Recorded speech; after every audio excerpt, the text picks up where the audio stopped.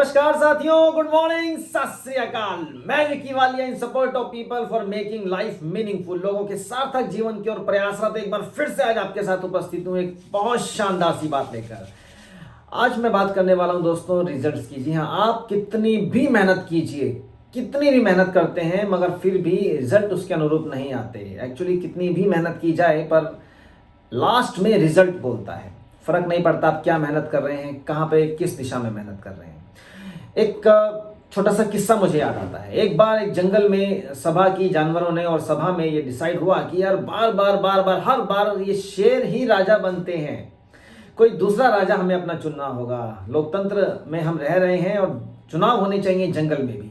सभी लोग इस बात पे सहमत हुए और दिन आया चुनाव का और चुनाव होने लगे। तो चुनाव हुए साहब, और चुनावों में जीत हुई एक बंदर महाराज की। जी हाँ, तो बंदर साहब की जीत हुई और उनको राजा घोषित कर दिया गया। अब बंदर जी राजा बन जाते हैं और राजा बन के पहला दिन उनका दरबार का, और दरबार लगा हुआ है। एक बकरी आती है और बकरी अपनी फरियाद लेकर आती है। बकरी कहती है राजा साहब मेमना नहीं मिल रहा है। मेमना यानी बकरी का बच्चा। राजा साहब मेमना नहीं मिल रहा है, बच्चा नहीं मिल रहा है, गायब है। तो बंदर जी उसकी फरियाद सुनते हैं बंदर राजा, और कहते हैं कि कोई दिक्कत नहीं बकरी बहन, शाम को आइएगा, हम कुछ करते हैं इस बारे में। तो बंदर जी ने क्या किया, अपने स्वभाव के अनुसार गुलाटी मारना स्टार्ट किया। इस पेड़ से उस पेड़ पर, उस पेड़ से उस पेड़ पर, उस पेड़ से उस पेड़ पर, करते करते करते सारा दिन वो उछल कूद करते रहे, पेड़ों पर गुलाटियां मारते रहे, दौड़ भाग कर रहे हैं दोस्तों। शाम को बकरी आती है और शाम को वो कहती है राजा साहब मेमना मिला क्या।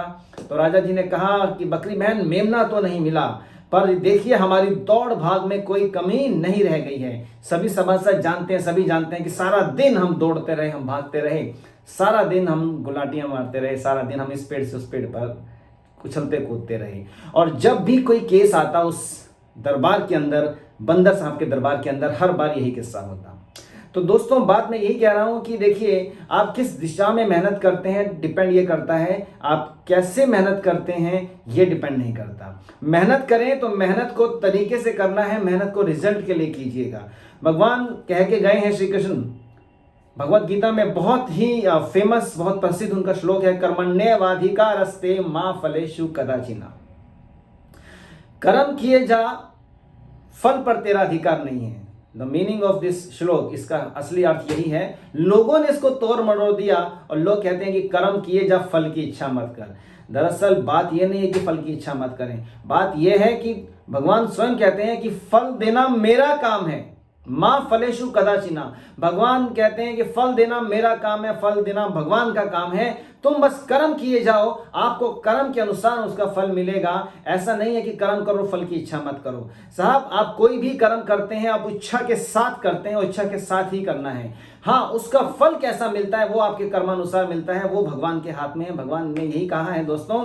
तो ध्यान दीजिएगा, आपके पास कोई भी साधन है, आपने इंजीनियरिंग की पढ़ाई की तभी तो इंजीनियर बनेंगे ना। आप बनना चाहते हैं इंजीनियर और आपने ले ली कॉमर्स, बन पाएंगे क्या? जी नहीं। आप दिल्ली में बैठे हैं, आपको जाना है गुजरात अहमदाबाद घूमने के लिए, और आप बस पकड़ लेते हैं बिहार की, क्या जा पाएंगे? नहीं जा पाएंगे। मतलब जिस दिशा में आप मेहनत करते हैं उस दिशा में आपको रिजल्ट आएंगे साहब। तो रिजल्ट, आप मेहनत तो कर रहे हैं, जी तोड़ मेहनत कर रहे हैं, पर रिजल्ट अगर उसके अनुरूप नहीं मिल रहे तो सोचिएगा कि कहीं मेहनत गलत दिशा में तो नहीं जा रही है, कहीं गलत गंतव्य, गलत डेस्टिनेशन की तरफ मेहनत तो नहीं कर रहे हैं साहब। आपके सामने मटेरियल रखा हुआ है, घर की बात करता हूं दोस्तों, आटा और पानी आपके सामने है। अब बात है कि आटे का आपने बनाना क्या है, आपको उसी मात्रा में उसमें पानी मिलाना पड़ेगा। आटे की आपने रोटियां बनानी है तो उसी अनुसार आपको पानी मिलाना है। आटे का हलवा बनाना है तो उस अनुसार आपने पानी मिलाना है दोस्तों। आटे का आपने चीला बनाना है, उस अनुसार पानी मिलाना है। जो भी आटा और पानी सेम है। तो अब आपने कर्म किया, रोटी बनाने के लिए आटा गूंधा। रोटी कैसी बनती है ये ऊपर वाले के हाथ में है।